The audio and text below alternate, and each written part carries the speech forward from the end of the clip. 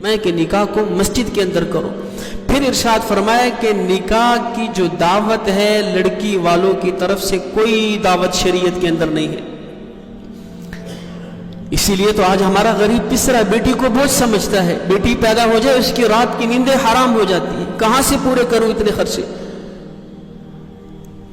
لڑکی والوں کی طرف تو دعوت بنتی نہیں ہے، آپ کس زمرے کے اندر اس سے دعوت کھا رہے ہیں، کس خوشی کے اندر اس سے دعوت کھا رہے ہیں۔ دیکھیں شادی کی دعوت صرف ایک دعوت ہے اور وہ ولیمہ ہے، اس کے علاوہ اور کوئی دعوت نہیں ہے۔ رسول اللہ صلی اللہ علیہ وسلم نے ارشاد فرمایا اولیموا ولو بشاۃ، تم ولیمہ ضرور کرو اگرچہ وہ ایک بکری ہی کیوں نہ ہو۔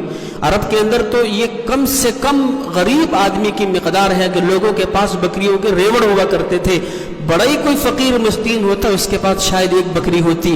اللہ کے نبی اسے کہہ رہے ہیں کہ تم ولیمہ ضرور کرو اگرچہ تمہارے پاس ایک بکری ہی کیوں نہ ہو۔ لڑکی والوں کی طرف سے کوئی دعوت ہوتی تو اللہ رسول اللہ بتا نہ دیتے؟ اگر لڑکے والے کی طرف سے اتنے تاکید کر کے جا رہے ہیں تو اللہ کے رسول لڑکی والوں کی طرف سے نہ بتا دیتے؟ پھر رسول اللہ نے خود اپنی چاروں بیٹیوں کا نکاح مسجد کے اندر کروایا، تو میں اور آپ کون ہوتے ہیں کہ ہماری بیٹی رسول اللہ کی بیٹیوں سے زیادہ تعظیم والی ہے؟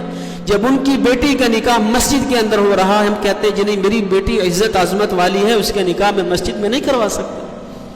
اللہ کے نبی کی بیٹی سے بڑھ کر ہے، سیدہ فاطمہ سے بڑھ کر ہے، ام کلثوم سے بڑھ کر ہے کہ ان کا نکاح تو مسجد کے اندر ہو رہا ہے، اور ہم اپنی بیٹی کے نکاح کو مسجد کے اندر کروانا عیب سمجھتے ہیں۔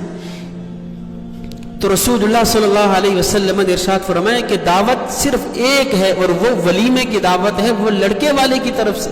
آج ہم 150 200 بندہ لے جا کر لڑکی والوں کے گھر میں حملہ کرتے ہیں، حملہ آور ہوتے ہیں، داخل ہوتے ہیں۔ جس بیچارے کے پاس اتنی گنجائش نہیں ہے کہ وہ 2 مہمانوں کا کھانا دے سکے، وہ سود پر پکڑ کر قرضہ پکڑ کر آپ لوگوں کا پیٹ بھر رہا ہوتا ہے کہ میرے مہمان آئے ہیں، کل کو اس گھر کے اندر میری بیٹی نے زندگی گزارنی ہے۔ وہ تو مجبور ہے ہر حالت کے اندر آپ کو کھلائے گا، اگرچہ قرض پکڑ کر کھلا رہا ہے، سود پہ لے کے کھلا رہا ہے، لیکن کھانے والوں کو کچھ شرم آنی چاہیے کہ میں کس زمرے کے اندر اس سے یہ دعوت کھا رہا ہوں۔ دعوت تو صرف لڑکے کی طرف سے ہے، کیوں؟ اس کا گھر آباد ہو رہا ہے، اس کی طرف سے کیوں؟ اس کو اصل خوشی اس کو ہے، بھلا لڑکی والوں کی طرف سے کیا خوشی ہوگی؟ اس کی تو بیٹی گھر سے نکل رہی ہے، لخت جگر گھر سے نکل رہا ہے، نور چشم گھر سے نکل رہا ہے، جس بیٹی کو ساری زندگی اس نے پالا پوسا وہ اس سے دور ہو رہی ہے۔ ایک جانور 5 سال 6 سال گھر میں رکھ لو، بیچنے جاؤ تو انسان کا دل دھڑکتا ہے، آنسو نکل پڑتے ہیں، یہ جانور سے اس قدر مانوسیت ہو جاتی ہے۔ ذبح کرنے لگو تو بچے چیختے ہیں کہ اس جانور کو ذبح کیوں کیا جا رہا ہے۔ جس بچی کو 15-20 سال آپ نے پالا پوسا جدا ہو رہی ہے، ماں کو غشی کے دورے پڑ رہے ہیں، بہنیں رو رہی ہیں، بھائیوں اور باپ کی آنکھیں نم ہو رہی ہیں، لیکن یہ لوگ سمجھتے ہیں کہ شاید ان کو بھی خوشی ہے۔ اس کو کس بات کی خوشی ہے؟